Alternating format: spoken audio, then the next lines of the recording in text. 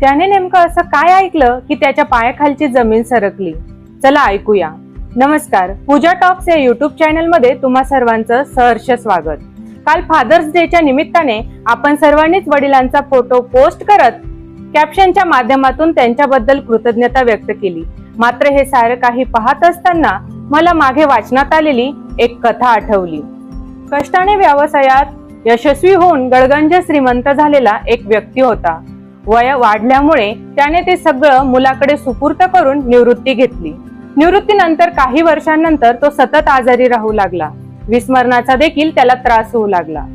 एक दिवस त्याच्या मुलाने विचार केला की मी आणि पत्नी सतत कामात व्यस्त असतो, वडिलांची काळजी घेणं आपल्याकडून शक्य नाही, म्हणून तो वडिलांना वृद्धाश्रमात ठेवण्याचा निर्णय घेतो.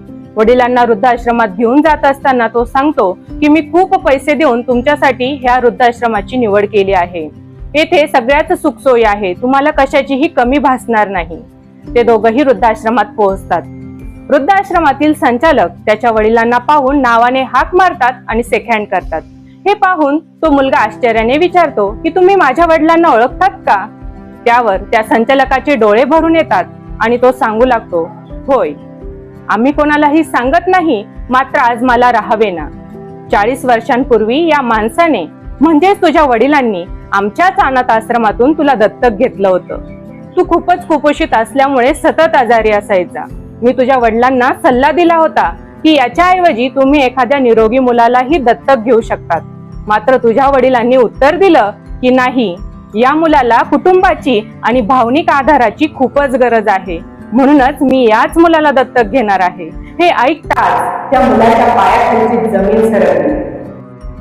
श्रोते हो, पैसा, वेळ, परिस्थिती असं कुठलंही कारण न देता आपली वाईट आणि चांगली दोन्ही बाजूंचा स्वीकार करून मोठ्या आनंदाने आपले वडील आपल्याला लहानाचं मोठं करत असतात. आपल्या आयुष्यातील प्रत्येक वळणावर आपल्याला आधार देणारं हे आधारवड असतं. खरं तर वडिलांचा कुठलाच स्पेशल दिवस नसतो. उलट आपल्या आयुष्यात येणारा प्रत्येक स्पेशल दिवस हा त्यांच्यामुळेच असतो.